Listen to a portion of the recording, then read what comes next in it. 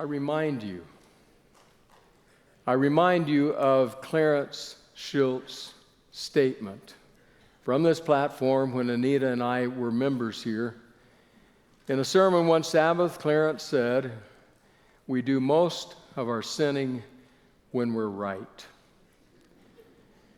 I've thought I would add one line, and that is, or when we think we are. That is an abundant evidence today. When I am convinced that I am right, that this is the only way, it is easy to use immoral ways to further that. Charles Colson was President Richard Nixon's right-hand man in the White House. He would later become a deeply devoted follower of Jesus. But before that, he said, "I entered public service with many good motives in mind, committed to doing the best I could for the country, committing to help our country flourish and thrive, committed to being a public servant." But he said, when you're in the office right next to the most powerful office in the world, it does something to you. You begin to believe that you're more than you actually are.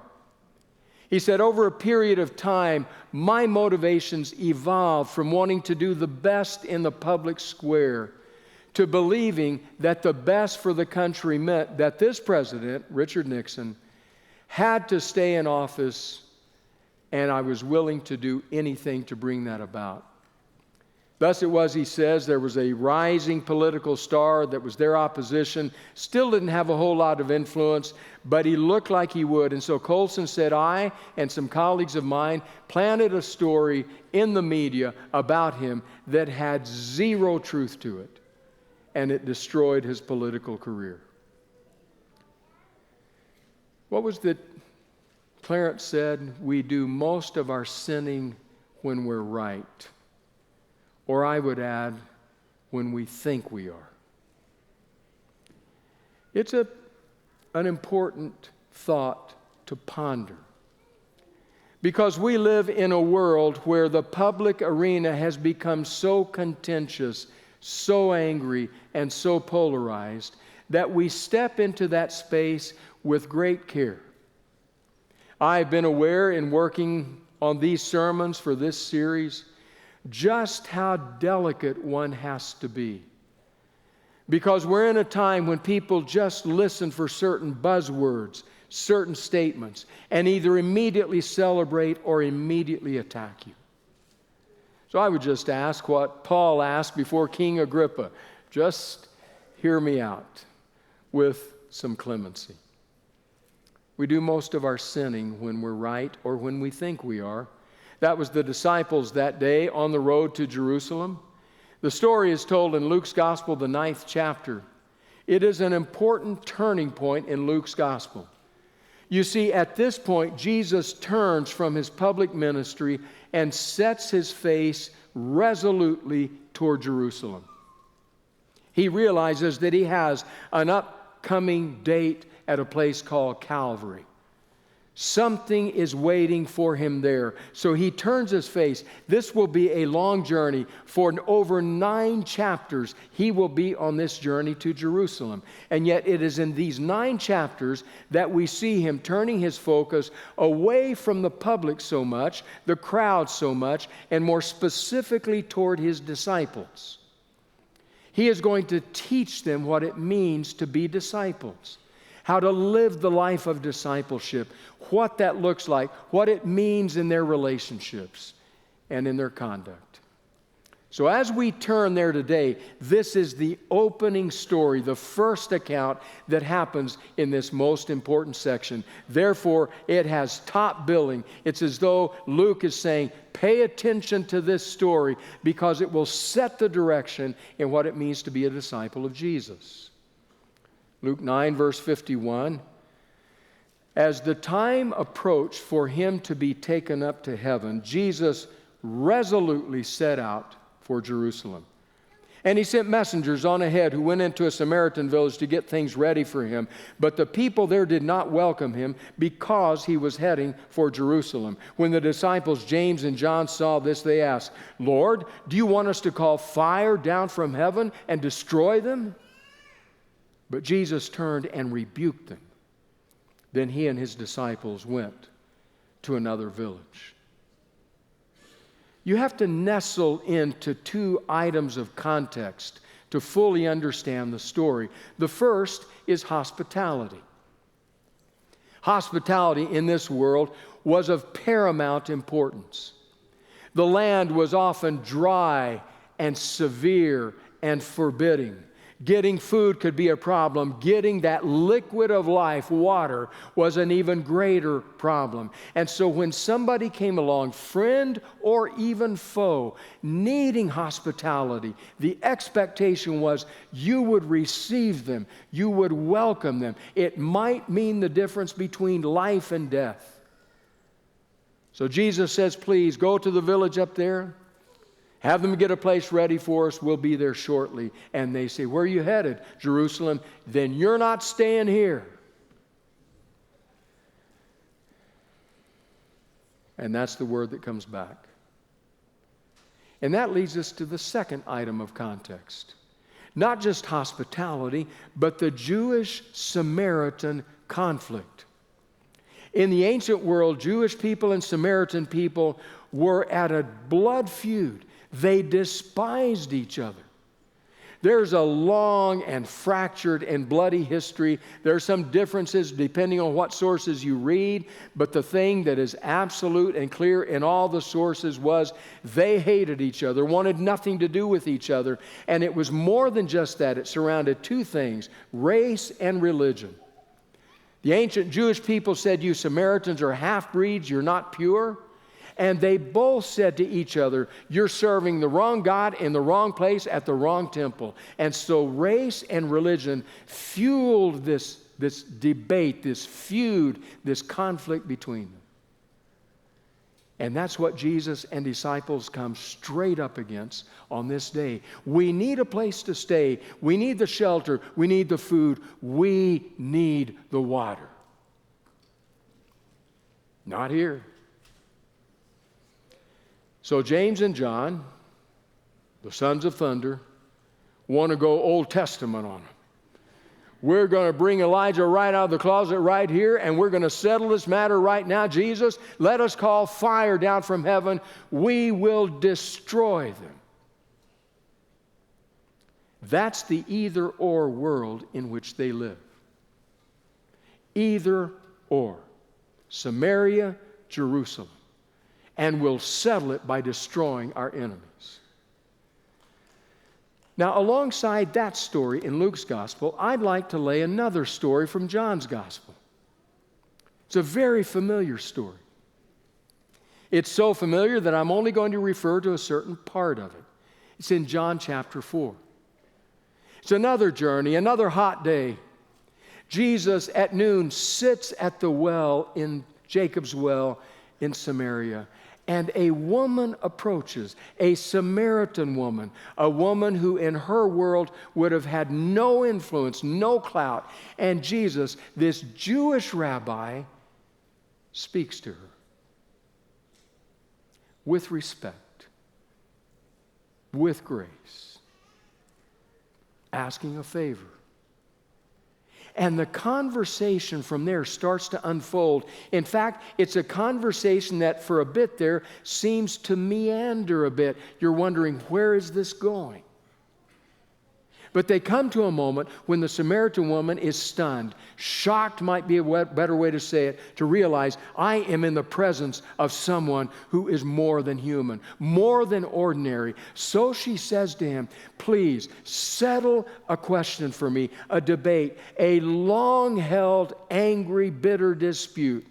Samaria, Jerusalem, Gerizim, the temple. Where is the right place? Where can I find God? And if you'll permit me to, I'll paraphrase the response of Jesus. he refuses to get drawn into an either-or world. He says, neither. In fact, he says, God is doing a new thing. A very new thing. So what exactly is that new thing that God is doing? A verse over in Ephesians, I love Ephesians, will answer that question for us. I understand this is Paul who is writing this, not John or Luke. But Paul will give us maybe the most crystal clear insight into the new thing God is doing that will help us understand how we live in an either-or world. So in Ephesians 2, starting with verse 14, Paul writes, "For he himself," he's talking about Jesus, "for he himself is our peace, who has made the two groups one and has destroyed the barrier, the dividing wall of hostility, by setting aside in his flesh the law with its commands and regulations." His purpose was to create in himself one new humanity out of the two, thus making peace. And in one body to reconcile both of them to God through the cross, by which he put to death their hostility. That's the new thing God is doing. But I want you to especially notice a line in verse 15. His purpose was to create in himself one new humanity out of the two. One new humanity. Two words Paul could have chosen in the Greek for that English word, new. The first is the word neos, new. Neos is new at a point in time. New. That new dress? Pretty dress, pretty color, I like that. Did you get a new car? A new car? How'd you afford that? Is that a new iPhone? They're all new. They're new at this point in time. There may have been hundreds, thousands, millions of them before, but at this point in time, this one is new. Neos. Kainos, however, is not new in time, but new in kind. This is something totally new, the likes of which we've never seen before. This is a new quality, a new reality. There have not been others before this. This is new. That's the word Paul chooses, kainos. He is saying God is creating one new humanity. It's the burden of Paul in Ephesians. We are made one in Christ. And if you trace the trajectory of Jesus' ministry through Luke, through John, through the Gospels, you will see that he works within the context of his day, pushing up against barriers, at times pushing them over, walking through them, drawing his people, slowly but surely leading them to the realization, the understanding that this is a new reality that I'm creating. Oneness among formerly hostile groups. A scholar named Shirley Mullen wrote a book 2 or 3 years ago entitled Claiming the Courageous Middle. Claiming the Courageous Middle. Had a personal conversation with her this last week and something that we're planning. Got to talking about this passage. And Dr. Mullen said, I think it's important for us to understand that this middle we're talking about here is not an averaging of the two extremes. That's not what it is. Or I would say it's not like going over here to the Gerizim temple and saying, okay, let's get the best blocks out of this one. Those are good, bring them. And over here to the Jewish temple, let's get the best rocks and blocks out of those. Let's bring them here. And let's decide, what do you like about God? Okay, those are some good qualities. I don't want the rest of them, but bring those. And Jews, okay, those qualities, we'll combine those into a God. And give us your best people. We don't want all your members, but your best people. And the same thing over here, best people. And then we come here to the middle, and this now is an averaging of the two sides. That is not what we're talking about. Because what John points out at the well, what Luke points out on the journey, what Paul clearly articulates in Ephesians is every single one of us from the most extreme places are invited, are called into the new humanity that God is creating. And He will form us, change us, grow us, and teach us to love. So the disciples in their either-or world say there's a quick solution to this: destroy them. You and I, we live in an either-or world. That's the nature of our political space. Either or. I came to understand that better this past week. Pastors of the Southeastern California Conference sat in a meeting over in Riverside and listened to two exceptional presentations by someone named Heather Thompson Day. In her presentation, she mentioned something that I had to go back to my office and look up and read about. It comes out in a Stanford report of several years ago, reporting on a study that was done in which they said this: historically here in America, our deepest commitments as citizens of the United States, our deepest commitments from what we know about the studies, etc., have been to three things: have been to race, have been to language, have been to religion. In other words, those three things have been the deeply important realities that bind us together in groups, and that at times are real problems, at times we work them through, but that's where our loyalties have been. However, the Stanford report says that is no longer true. As of just a few years ago, the study found that there is another loyalty that has risen to the ascendancy. This is now that to which we are most deeply committed. Here's the loyalty: political party. My political party now matters more than my race, my language, my religion. It takes first place. Now, we know that from what the Stanford study is saying. But what that creates in real life is either or. Either or. Make a choice. Nobody wants to hear from the peacemakers. We want to hear from people who are calling fire down on our enemies, inciting the anger about almost every issue anymore. I would underline the issues are often valid issues. The question is, how do we approach them? What do we do? So we sit here and say, we can't change Washington, D.C. Can't change the White House, the Congress. We can't change that. That's out there. But I'll tell you what we can do. We can change this. We can do something about us, the followers of Jesus.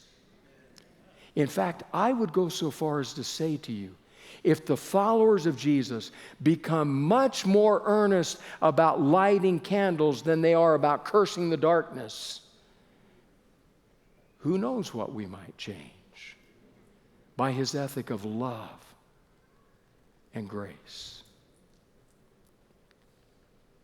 So let's talk about that. It's an either-or world. Please understand that our lawmakers, our influencers, or our news channels, our social media folk, they are invested in keeping it that way because it gets them likes, it gets them followers, it gets them votes, it gets them popularity, it gets them known.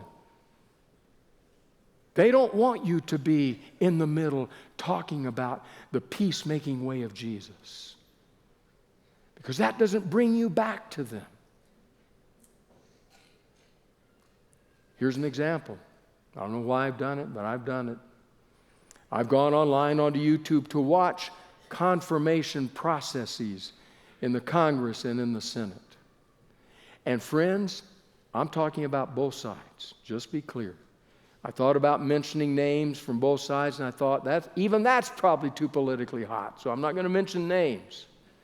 But I have watched it happen on both sides, where somebody is there for a hearing, and the senator from the Republican side, the congressperson from the Democratic side, will say to them, I want a yes-no answer. Nothing else. Yes or no. What is that if it's not either or? And yet when I listen to the question, I think, if you're going to deal with that issue, you have to be able to talk. And here, you may deeply disagree, but to say yes or no is to be either or. Where do you stand? That's our world. And then online, we rain fire down on those who didn't answer the way we prefer. Friends, we're destroying ourselves by this kind of behavior. So I ran across an advertisement for a book 2 or 3 years ago. First sentence of the advertisement, the little mailer that came, said this: are you too conservative for progressives and too progressive for conservatives? I immediately ordered the book. So I got to read this. I got to understand how somebody would say that. And thus I became acquainted with the AND, A-N-D, the AND campaign. The AND campaign was started by Justin Giboney and a variety of others, largely African-American attorneys and pastors, who said essentially, friends, in this country, we're going to destroy each other if we stay in this either-or reality. We have to learn the word and. That's where in fact, I was so impressed that just over a year ago, the Wednesday before the election, right here, on this platform, Justin Giboney came and spoke to our students and staff and faculty at LLUC about and. Think about it. People don't want to hear and. For example, to say what happened on October 7 was heinous and evil. And what has happened since in Gaza is unspeakable and must stop. People don't want that and. They want either or. To say a country, our country, any country, needs borders if it's going to be a country that are strong and protected. And there need to be just and legal ways for people to immigrate.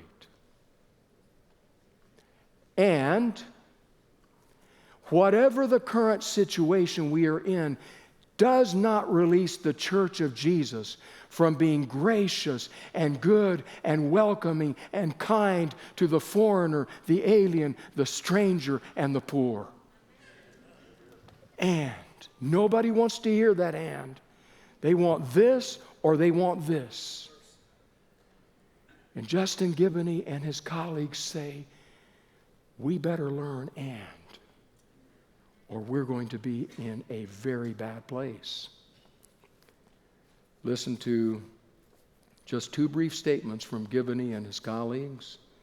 The goal is not to have all Christians share the exact same politics, but to have all Christians think Christianly about politics. Let that rattle around. Second one, the U.S. political system is dangerously polarized, and both sides frame the issues to fit incomplete or dishonest narratives. Where the issue isn't framed properly, there often isn't a correct answer. So a term for me, maybe for you too, from Justin Givney. The term is co-belligerence. Co-belligerence. Now, I asked him to put this on the screen, and because I sure couldn't spell it. And one of the people working with us said, "What does that word mean?" I said, "Why don't you come up and explain?" He said, "I can't even spell it, much less explain it." Co-belligerence. What is Givney and what are his colleagues talking about? Well, first of all, belligerent. Belligerent means that you struggle against something, you fight against something, you wrestle against something. That has been part of the political system in our democratic country throughout our history. In fact, did you know this?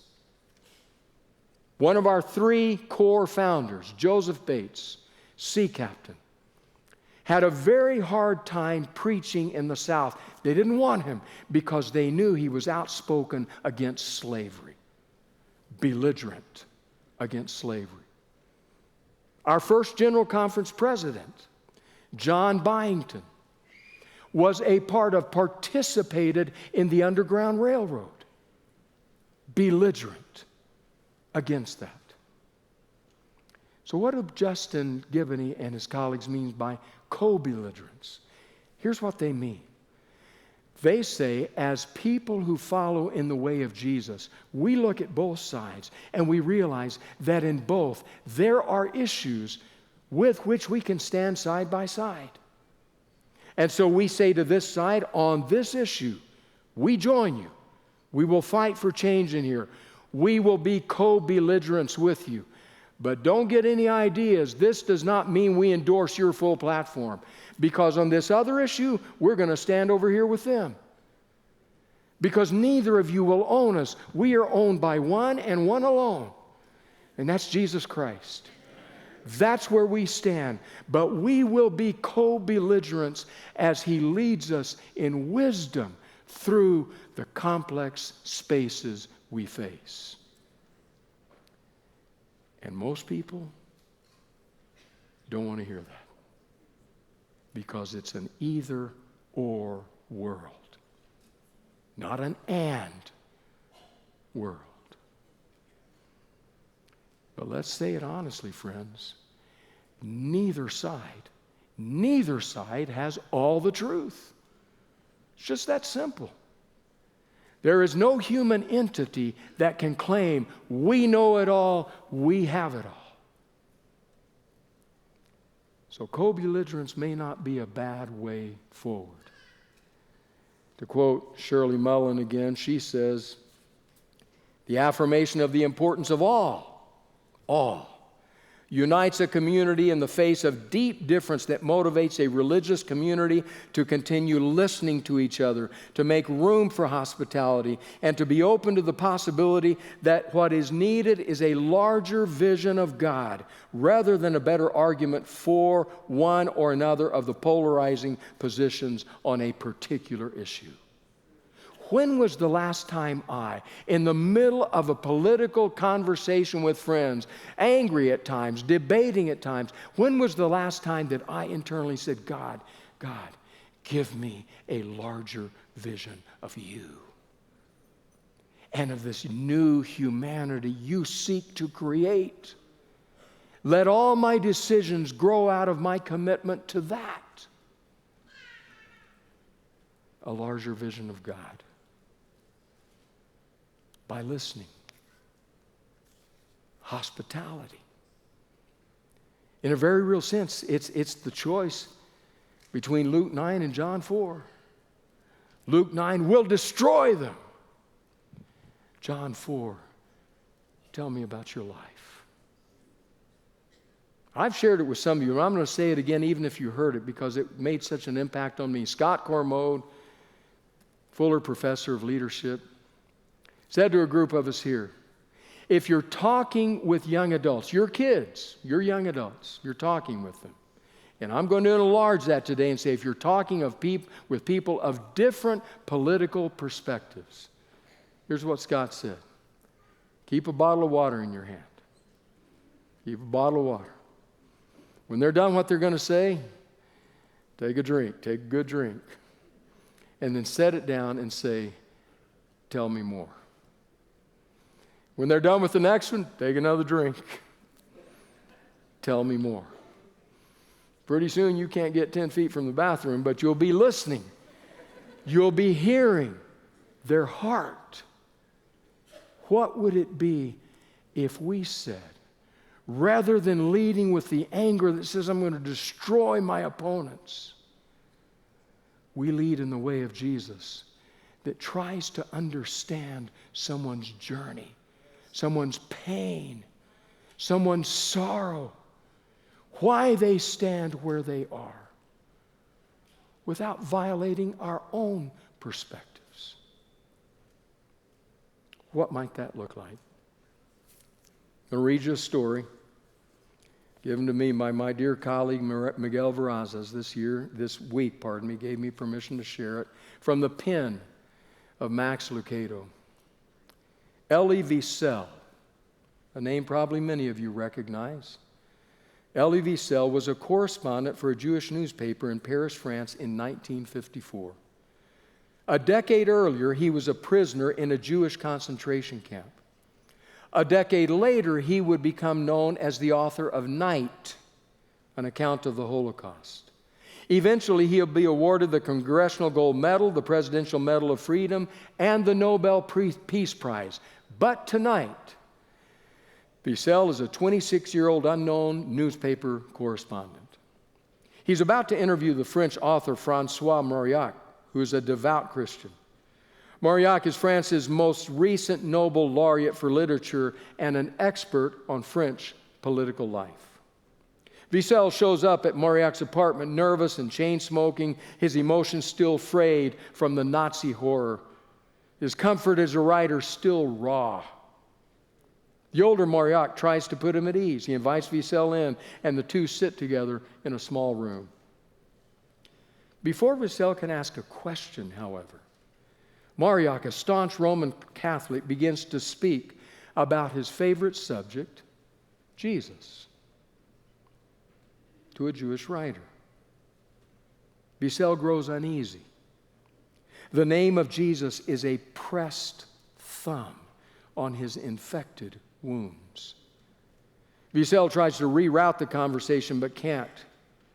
It is as though everything in creation leads back to Jesus. Jerusalem is where Jesus ministered. The Old Testament, because of Jesus, the old is now enriched in the new. Mauriac turns every topic toward the Messiah. The anger in Wiesel begins to heat up. The Christian anti-Semitism he'd grown up with in Germany. The layers of grief from Siget, Auschwitz, and Buchenwald, it all boils over. He puts away his pen, shuts his notebook, and stands up angrily. Sir, he said to the still-seated Mauriac, you speak of Christ. Christians love to speak of him, the passion of Christ, the agony of Christ, the death of Christ. In your religion, that's all you speak of. Well, I want you to know that 10 years ago, not very far from here, I knew Jewish children, every one of whom suffered 1,000 times more, 6 million times more than Christ on the cross. And we don't speak about them. Can you understand that, sir? We don't speak about them. Mauriac is stunned. Wiesel turns and marches out the door. Mauriac sits in shock, his woolen blanket still around him. The young reporter is pressing the elevator button when Mauriac appears in the hall. He gently reaches for Wiesel's arm. Come back, he says. Come back. Wiesel agrees, and the two sit on a sofa. At this point, Mauriac begins to weep. He looks at Wiesel, but he says nothing, just weeps. Wiesel starts to apologize. Mauriac will have nothing to do with it, however. Instead, he urges his young friend to talk. He wants to hear about it, the camps, the trains, the deaths. You ask Wiesel why he hasn't put this to paper. Wiesel tells him the pain is too severe. He's made a vow of silence. The older man tells him, break it and speak out. That evening changed them both. The drama became the soil of a lifelong friendship. They corresponded until Mariak's death in 1970. And when Mariak wrote a book on Jesus, he dedicated it this way: to Elie Wiesel, who was a crucified Jewish child. What if Mariak had kept the door shut? Would anyone have blamed him? Cut by the sharp words of Wiesel, he could have become impatient with the angry young man and have been glad to be rid of him. But he didn't, and he wasn't. He reacted decisively, quickly, and lovingly. He was slow to boil, and because he was, a heart began to heal. What if we listened with humility, with grace, with the compassion and the interest of Jesus at the well?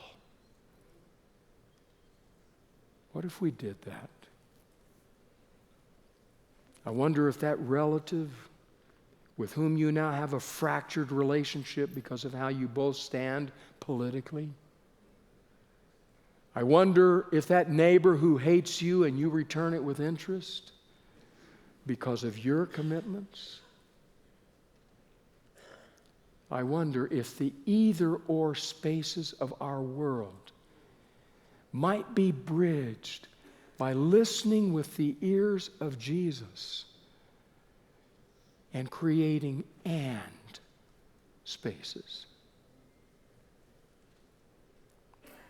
Dear friend of ours, Ezra Kalmovich, our land operator and tour guide when we have had the privilege of traveling, told me recently, my mother, he said, getting older now, Israeli Jewish woman, she still calls us to pray that ancient prayer. But she has added to it. She says to us now, pray for the peace of Jerusalem and her neighbors and all the world. That's the way of Jesus. That's the new humanity he is trying to create among us. That new person, that oneness. I'm not asking you to agree on every issue politically. In fact, far from it. I respect where you are.